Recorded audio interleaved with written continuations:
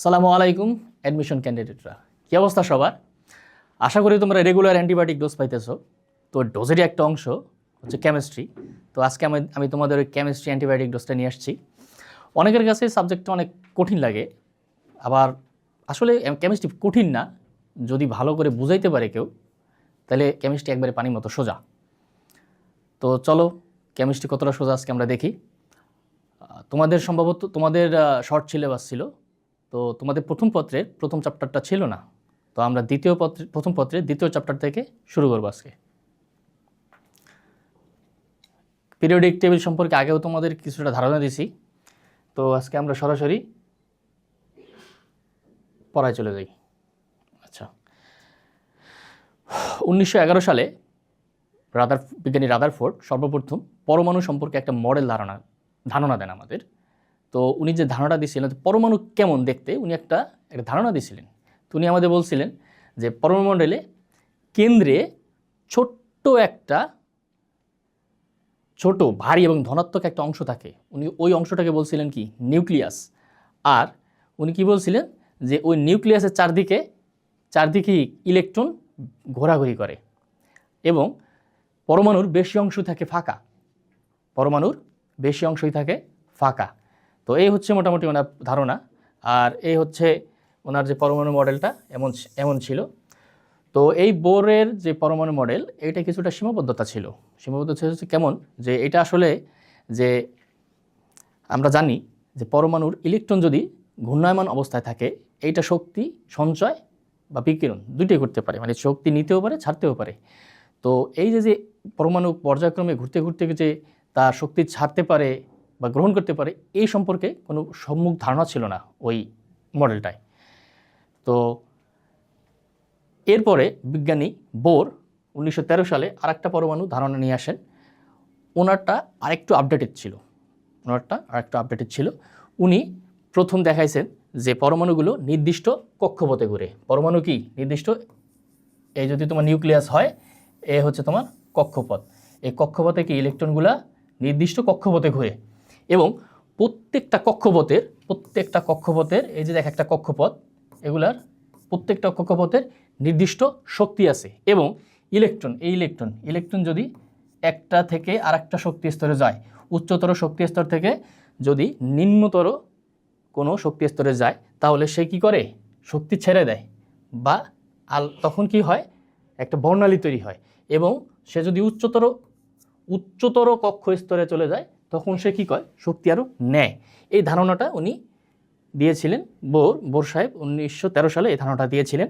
এবং এই যে ইলেকট্রনগুলো, এ হচ্ছে তোমার নিউক্লিয়াস, এই যে ইলেকট্রনগুলো যে ঘূর্ণায়মান আছে, এখানে একটা কৌণিক ভরবেগ তৈরি হয়। কৌণিক কেন, এই যে কন্টিনিউয়াসলি ঘুরতেছে। তো এই কৌণিক ভরবেগের একটা সূত্র আছে, সেটা হচ্ছে mv/nhv/2π। তো এম হচ্ছে ভর, ভি হচ্ছে ভেলোসিটি, আর হচ্ছে রেডিয়াস হচ্ছে কি এই যে কক্ষপথের কি রেডিয়াস, আর এন মানে হচ্ছে ইলেকট্রন সংখ্যা, এইচ একটা হচ্ছে তোমার ধ্রুবক, এইচ ধ্রুবক হচ্ছে 6.626 × 10⁻34 জুল, আর নিচে তোমার /2π। এভাবে উনি এই ধারণাটা কৌণিক ভরবেগের ধারণাটা দিয়েছিলেন। তো লক্ষ্য করি, তোমার আমাদের টোটাল 4টা কোয়ান্টাম সংখ্যা আছে। এর মধ্যে প্রধান কোয়ান্টাম সংখ্যা, এটাকে আমরা এন দ্বারা প্রকাশ করি। এই প্রধান কোয়ান্টাম সংখ্যা দ্বারা আমরা কি বুঝতে পারি, ইলেকট্রন কোন শক্তি স্তরে আছে আমরা ওটা বুঝতে পারি। ইলেকট্রন কোন শক্তি স্তরে, আমি বলছিলাম না, এই যে তোমার নিউক্লিয়াস, এই 1টা 2টা 3টা, এগুলো তোমার একটা শক্তি স্তর। তো ইলেকট্রন কোন শক্তি স্তরে আছে এটা আমরা বুঝতে পারি প্রধান কোয়ান্টামের মাধ্যমে। তো যেমন এন এর মান যদি অন হয়, তাহলে এটা কি প্রথম কক্ষ স্তরে, 2 হলে তৃতীয়, চতুর্থ, এভাবে। তো এন সমান যদি অন হয়, এটাকে আমরা বলি কে শেল, এই যে কে, তারপরে এটা কি এল, তারপরে এটা কি এম, এভাবে তোমার যতটা পারবে ওই দিক চলে যাবে। আচ্ছা, এবার আসি সেকেন্ড সেটা হচ্ছে সহকারী কোয়ান্টাম সংখ্যা। এটা হচ্ছে আমাদের দ্বিতীয় কোয়ান্টাম সংখ্যা। এইটা কি, এর মধ্যে আমরা কক্ষপথের আকার বোঝাই।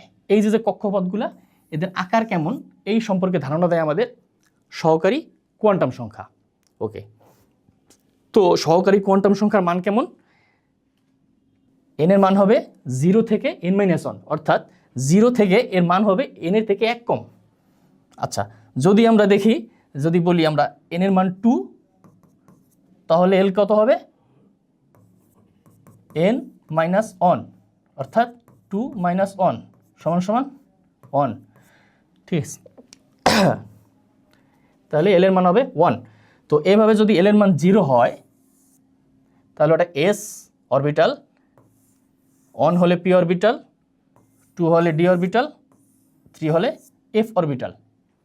ওকে, নেক্সট 3 নাম্বার, সেটা হচ্ছে চৌম্বক কোয়ান্টাম সংখ্যা। একে আমরা m দ্বারা প্রকাশ করি। এই চৌম্বক কোয়ান্টাম সংখ্যা দ্বারা আমরা কক্ষপথের অবস্থান বা দিক বোঝায়। কক্ষপথের অবস্থান আমরা বুঝতে পারি কি, বা দিক বুঝতে পারি আমরা এই চৌম্বক কোয়ান্টাম সংখ্যার মাধ্যমে। এর মান -1 থেকে +1 পর্যন্ত হয়। উদাহরণ, যদি l 1 হয়, আগে যেটা আমরা দেখছি সহকারী কোয়ান্টাম সংখ্যা 1 হয়, তাহলে m হবে -1, 0 অথবা +1, অর্থাৎ 1 হলে এটার আগে একটা মাইনাস, একটা, তারপর 0 +1, 2 হলে -2, যদি এটা 2 হইতো তাহলে কি হইতো তোমার -2, -1, 0 +1 +2, এভাবে 3 হইলে -3, এভাবে বাড়তে থাকবে। আর লাস্ট হচ্ছে স্পিন কোয়ান্টাম সংখ্যা, 4 নাম্বারটা হচ্ছে স্পিন কোয়ান্টাম সংখ্যা। এর মাধ্যমে ইলেকট্রন যে ঘুরতেছে না, কন্টিনিউয়াসলি ঘুরতেছে, ওই ঘূর্ণনটা বোঝা হচ্ছে তোমার স্পিন কোয়ান্টাম সংখ্যার মাধ্যমে। ওই স্পিন কোয়ান্টাম সংখ্যার মাধ্যমে আমরা যে কন্টিনিউয়াসলি ঘুরতেছে ইলেকট্রনগুলো আমরা ওটা বুঝি। আচ্ছা, এই সবসময় কি +-1/2, সবসময় এটা মান হবে +-1/2। ইলেকট্রন এভাবে ঘুরে, সবসময় এভাবে ঘুরে, প্লাস অথবা minus, clockwise anti clockwise. Clockwise হলো প্লাস, অ্যান্টি ক্লকওয়াইজ হলে মাইনাস। আচ্ছা, এবার একটা কক্ষপথে কয়টা ইলেকট্রন থাকতে পারে এটা সম্পর্কে আমরা একটু জানি। যে আন্দাজে আমরা কটাও জানবো যে 5টা থাকে না, 10টা থাকে, 7টা থাকে না, 8টা থাকে, ওটা সম্পর্কে আমরা জানি। এবার মজার একটা ব্যাপার, একটা কক্ষপথে কয়টা ইলেকট্রন থাকে সেটার জন্য আমরা এই সূত্রটা ব্যবহার করব, 2n²। খেয়াল করো, এখন কক্ষপথ যদি একটা থাকে, n সমান যদি 1 হয়, n সমান যদি 1 হয়, তাহলে আমরা সূত্রটা কি দেখছি, 2n²। তাহলে কি হবে 2 × 1² n এর মান যদি 1 হয় তাহলে 1² হবে, তখন কি 2টা হবে। অর্থাৎ প্রথম কক্ষপথে আমাদের ইলেকট্রন থাকতে পারবে সর্বোচ্চ 2টা। কয়টা? সর্বোচ্চ 2টা। এবং n সমান যদি 2 হয়, খেয়াল করো, n সমান যদি 2 হয় তাহলে কি আসবে তোমার 2, এটা সূত্র 2, n এর মান হবে কি,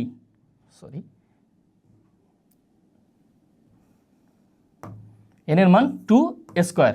এবার দেখো, 2 × 4, 4 × 8, অর্থাৎ n সমান যদি 2, কক্ষপথ যদি দ্বিতীয়টা হয় তখন তাতে সর্বোচ্চ ইলেকট্রন থাকতে পারবে কটা? 8টা।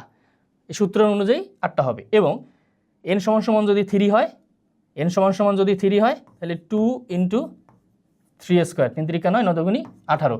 এইভাবে তোমার 4 হলে 2 × 4², 4 × 4 = 16, 16 × 32, এইভাবে তোমার ইলেকট্রনগুলো আসবে। এই সূত্রের মাধ্যমে আমরা বুঝতে পারবো যে একটা কক্ষপথে সর্বোচ্চ কয়টা ইলেকট্রন থাকতে পারবে। n এর জায়গায় যদি 1 হয়, 2 হয়, বসাই দিলে তোমরা বুঝতে পারবা যে কত আসবে।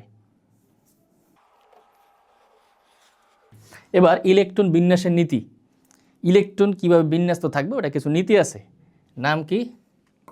আউফবাউ নীতি। আবার আউল ফাউল মনে করো না, আউফবাউ নীতি, ওটা অনেক উচ্চারণ করতে পারে না। আউফবাউ নীতি এর মাধ্যমে কি, যে ইলেকট্রন আগে নিম্ন শক্তি স্তরে প্রবেশ করবে। ইলেকট্রন আগে কি, মানে আমরা কি ধরো ওই দান খরাত কারে করি, যার একটু অবস্থা খারাপ তারই করি না। তো ইলেকট্রনে কি করবে, যার শক্তি কম ওই দিকে আগে প্রবেশ করবে, মানে যার শক্তি নিম্ন শক্তি স্তরে ইলেকট্রন আগে প্রবেশ করবে। আচ্ছা, হুন্ড নীতি কি? সমশক্তির অরবিটালে ইলেকট্রনগুলো প্রথমে একমুখী স্পিনে প্রবেশ করে। আর পাউলি বর্জন নীতি কি? একটি পরমাণুর 2টি ইলেকট্রনের 4টি কোয়ান্টাম সংখ্যার মান কখনো সমান হয় না। একটু আগে যে আমরা কোয়ান্টাম সংখ্যাগুলো দেখছি, তো একটা পরমাণুর একটি পরমাণু 2টি ইলেকট্রনের 4টি কোয়ান্টাম সংখ্যা কখনো সমান হতে পারে না। আচ্ছা, এবার আমি একটু আগে বলছিলাম যে ইলেকট্রন যদিও ঘুরতে ঘুরতে ঘুরতে ঘুরতে কী হয়, একসময় শক্তি হারায় নিম্ন কক্ষস্তরে প্রবেশ করে। তো সে যখন নিম্ন কক্ষস্তরে আসে তখন সে কী করে, কিছু শক্তি ছাইড়া দেয়, কিছু শক্তি ছাইড়া দেয়। তখন কি হয়, শক্তি বিকিরণ হলে কিছুটা স্পেকট্রাম তৈরি হয়, মানে বর্ণালী তৈরি করে, একটা আলোর মতো তৈরি করে। তো এবার আসি আমরা বর্ণালী সম্পর্কে। এটা আবার তোমাদের ওই বর্ণালী না, তোমাদের প্রেরসী বর্ণালী না, এটা হচ্ছে বর্ণালী হচ্ছে কি, তোমার বলছিলাম যে কক্ষপথে ইলেকট্রন ঘুরতে ঘুরতে তারা শক্তি হারায়, তখন উচ্চ শক্তি স্তর থেকে নিম্ন শক্তি স্তরে প্রবেশ করে। যখন সে প্রবেশ করে তখন কিছু শক্তি নির্গত করে, মানে কিছু শক্তি ছাড়ে, এবং তখন কি হয়, আলোর তৈরি হয়, স্পেকট্রাম তৈরি হয়। ওই যে আলোটা তৈরি হয় ওটাকে বলে বর্ণালী।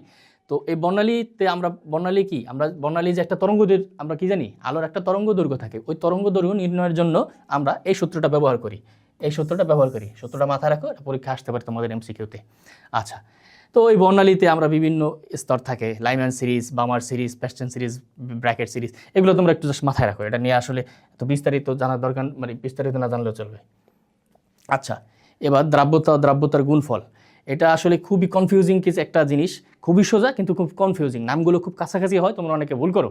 যেমন খেয়াল করো, আচ্ছা প্রথমে আমি দেখি দ্রব কি, দ্রব হচ্ছে, ধরো দুইটা মিশ্রণ করলাম আমি, লবণ এবং পানি যদি আমি মিক্স করি, তখন লবণটা হচ্ছে দ্রব কেন, লবণ এখানে দ্রবীভূত হয়েছে, লবণটা কি হয়েছে, গলে গেছে না, তো লবণটা যে দ্রবীভূত হয়েছে, এখানে লবণটা হচ্ছে দ্রব।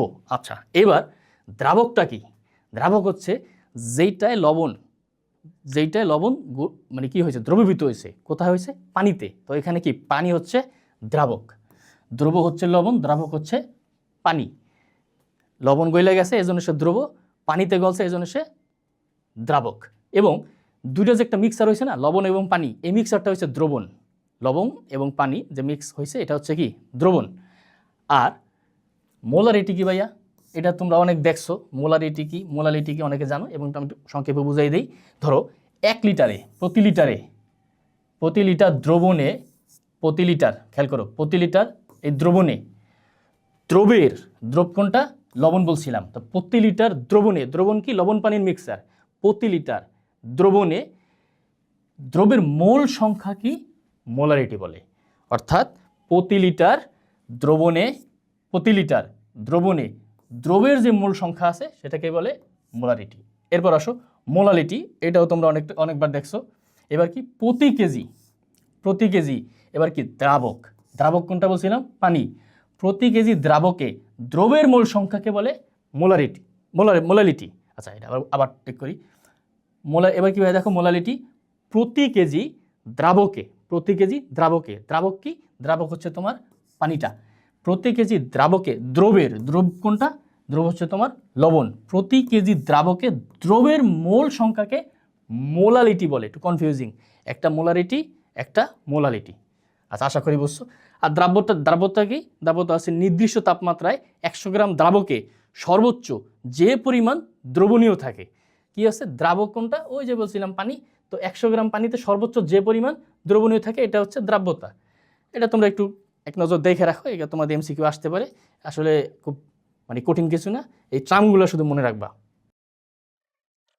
দ্রাব্যতার গুণফল, এটা হচ্ছে কি, নির্দিষ্ট তাপমাত্রায় তাপমাত্রা কি হবে, একটা নির্দিষ্ট থাকবে, তো স্বল্প দ্রাব্য লবণে সম্পৃক্ত দ্রবণের আয়নসমূহের ঘাতসমূহের মোলার ঘনমাত্রার গুণফল। এবার আসি শিখা পরীক্ষা, এবার ওই শিখা না, এটা হচ্ছে তোমার কি, অগ্নিশিখা। আচ্ছা, তো ধরো তোমার হাতে একটা র্যান্ডম একটা ধাতু দেওয়া হলো, তুমি তো এটা জানো, এটা কি জানো তুমি সেটা, আচ্ছা তোমাকে র্যান্ডম একটা ধাতু দেওয়া হলো তোমার হাতে এবং বলা হলো এটা কি, তুমি কিন্তু এটা জানো না। তো তুমি এটা কিছু পরীক্ষার মাধ্যমে জানতে পারো, সহজ কিছু পরীক্ষা, যে এটা কি, তুমি এটা সহজ কিছু পরীক্ষার মধ্যে জানতে পারবো। তো ওই একটা পরীক্ষা হচ্ছে আমাদের এই ফ্লেম টেস্ট বা শিখা পরীক্ষা, মানে আগুন দিয়ে পোড়ানো। আচ্ছা, তোমার হাতে যেই ধাতুটা আছে, ওই ধাতুটা কি, ওটা যদি তুমি আগুনে পোড়াও, যদি ওইটা নীলাভ সবুজ একটা রেখা দেয়, মানে রশ্মি দেয়, মানে নীলাভ সবুজ একটা বর্ণ সৃষ্টি করে, তখন সেটা কি, কপার। যদি তোমার হাতে যে ধাতুটা আছে এটা যদি তুমি আগুনে শিখায় পোড়াও, যদি সেটা নীলাভ সবুজ বর্ণ সৃষ্টি করে, তখন সেটা কপার। যদি ইটের মতো লাল, একেবারে লালও না কিন্তু ইটের মতো লাল হয়, তখন সেটা ক্যালসিয়াম। যদি সোনালি হলুদ হয়, খেয়াল করো, সোনালি হলুদ আসতে পারে কিন্তু পরীক্ষায়। কেমন হলুদ, লালচে হলুদ, সোনালি হলুদ, এরকম আসতে পারে। 4টা তোমার এমসিকিউ দিলে 4টা অপশন দিতে পারে, তখন কিন্তু একটা কনফিউজিং দিতে পারে যে কেমন হলুদ, সোনালি হলুদ, লালচে হলুদ, কালচে হলুদ, ঠিক আছে। তো সোনালি হলুদ আসলে হবে কি সোডিয়াম, আর যদি বেগুনি আসে তখন সেটা কি পটাশিয়াম।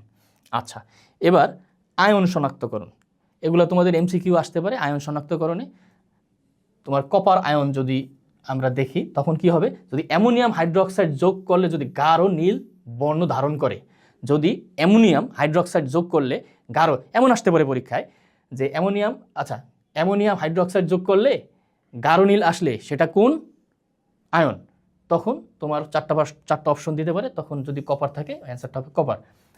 এবার ধরো যদি পরীক্ষা আসে যে সিলভার নাইট্রেট যোগ করলে যদি সাদা অদক্ষেপ পড়ে, মানে নিচে তলানিতে সাদা একটা অদক্ষেপ পড়ে, তখন সেটা কি ক্লোরিন। পরীক্ষা আসতে পারে 4টা অপশন দেওয়া যে সিলভার নাইট্রেট যোগ করলে যদি সাদা অদক্ষেপ পড়ে সেটা কি, তখন ক্লোরিন আসবে। আবার এটা এমনও দিতে পারে সাদা, লাল, কালো, হলুদ, এরকম একটি দিতে পারে। যদি ক্লোরিনের কথা বলে তখন সেটা কি সাদা। দুটো জিনিস মনে রাখবা, সিলভার নাইট্রেট যোগ করলে সাদা অদক্ষেপ হলে ক্লোরিন, আর ক্লোরিন আসে কেন কোনটা অদক্ষেপ হলে সাদা।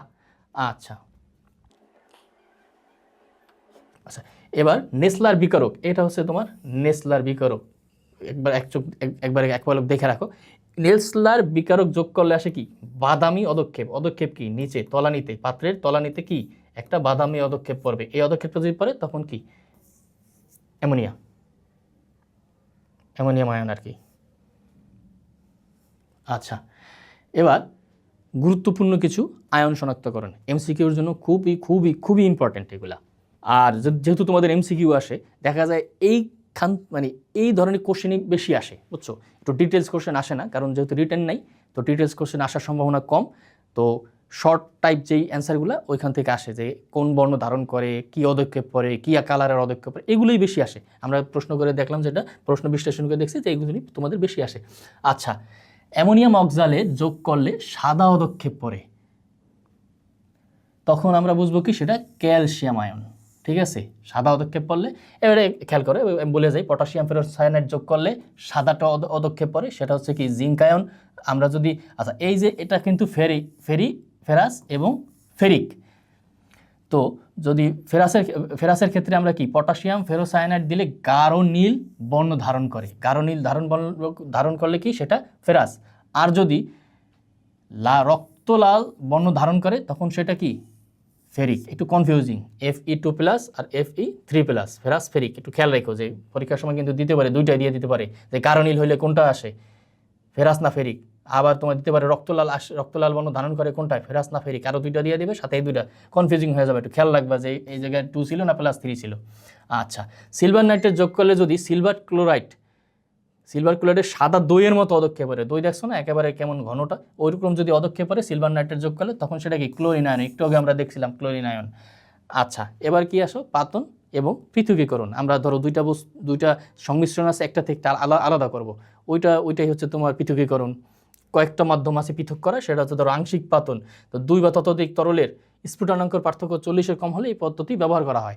যদি মানে স্ফুটনাঙ্ক কি তাদের মানে বাষ্প হওয়ার যে তাপমাত্রা, ওটাকে বলে স্ফুটনাঙ্ক। তো আমরা যদি 2টা তরলের মধ্যে তাদের যদি কত হয় এই তাপমাত্রাটা খেয়াল রাখো, 40 ডিগ্রি সেন্টিগ্রেডের কম হয়, তখন আমরা এই আংশিক পাতন ব্যবহার করতে পারবো। প্রশ্নে আসতে পারে আংশিক পাতন ব্যবহার করার জন্য 2 বা ততোধিক তরলের স্ফুটনাঙ্কের পার্থক্য কত হবে, 40, 50, 60, 70। যদি এইভাবে অপশন আসে তোমরা দেবা 40।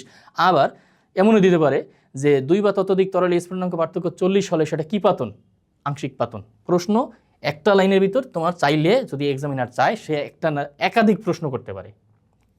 তুমি যদি বেসিকটা বোঝো, তুমি যেভাবে কোশ্চেন আসে তুমি সেভাবেই লিখতে পারবা। আচ্ছা, এবার আসো। আচ্ছা, এই যে আংশিক পাতনের একটা উদাহরণ কি, অপরিশোধিত তেল শোধন। আমরা যে তেলটা ইউজ করি গাড়িতে, পেট্রোল ডিজেল, এটা কিন্তু এমন থাকে না। এটা যখন উত্তোলন করা হয় তখন এক ধরনের অবস্থায় থাকে। তো এইভাবে তেলকে তোমার আস্তে আস্তে রিফাইনের মাধ্যমে এক একটা রূপ দেওয়া হয়। কেরোসিন হয়, তারপর তোমার অকটেন হয়, ডিজেল হয়।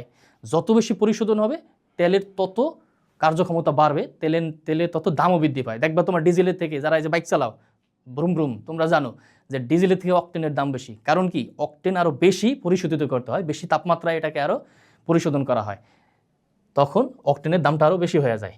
আচ্ছা, দ্রাবক নিষ্কাশন কি? কোনো মিশ্রণ থেকে জৈব যৌগকে উপযুক্ত দ্রাবক ব্যবহার করে পৃথক করা হয়। জৈব যৌগ কি? ধরো একটা একটা একটা একটা মিশ্রণ আছে, ওইখান থেকে তুমি জৈব যৌগটাকে পৃথক করবা, তখন কি দ্রাবক নিষ্কাশন ব্যবহার করা হয়। তা জৈব যৌগ কি? এটা তোমরা যখন আমি জৈব যৌগ পড়াবো তখন আমি খুব সুন্দরভাবে বুঝাই দেবো। আপাতত এরূপ মাথায় রাখো যে জৈব যৌগকে পৃথক করার জন্য দ্রাবক নিষ্কাশন ব্যবহার করা হয়। আর ক্রোমাটোগ্রাফি কি? মিশ্রণ উপাদানগুলো স্থির মাধ্যম ও গতিশীল মাধ্যমের অধিশোষণ ও বিভাজন ক্ষমতার পার্থক্যের ভিত্তিতে পৃথক করা হয়। এখন দেখো ভাইয়া, তোমাদের দ্বিতীয় চ্যাপ্টার মোটামুটি শেষ।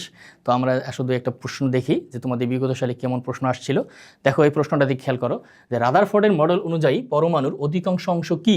তোমাদেরকে আমি যখন শুরুতেই পড়াইছি তখন কি বলছিলাম, রাদারফোর্ড যখন পরমাণু মডেলটা দেয় তখন সে কি বলছিল যে তার কেন্দ্রস্থলে থাকে নিউক্লিয়াস, আর অধিকাংশ অংশ কি? চারপাশে থাকে নিউক্লিয়াস, কিন্তু অধিকাংশ অংশ কি? কি বলছিলাম? তোমরা কমেন্টে লিখে, আমার কমেন্ট হবে না, হ্যাঁ জানাইতে পারো। আচ্ছা, তোমরা আমাদের জানাইতে পারো যে এর অ্যান্সারটা কী হবে। তোমার এই অ্যান্সার হবে তোমার কি? ফাঁকা। অধিকাংশ স্থান থাকে কি? ফাঁকা।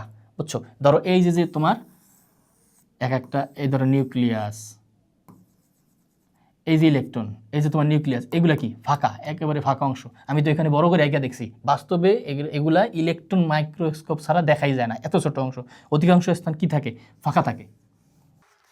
আচ্ছা, এবার ক্যালসিয়াম শিখা পরীক্ষায় কোন বর্ণ দেয়? ক্যালসিয়াম পরীক্ষায় শিখা পরীক্ষায় কোন বর্ণ দেয়? উত্তর কি? ইটের মতো লাল বলছিলাম আমি, ইটের মতো লাল। এটা তোমাদের বিগত পরীক্ষা আসতে সেই প্রশ্ন এখানে আমরা দিয়ে দিছি যে যদি ক্যালসিয়াম কি করে শিখা পরীক্ষায় ইটের মতো লাল দেয়, সোডিয়াম কি দেয়, এগুলো তোমরা একটু দেখে রাখবা পরীক্ষায় আসার মতো।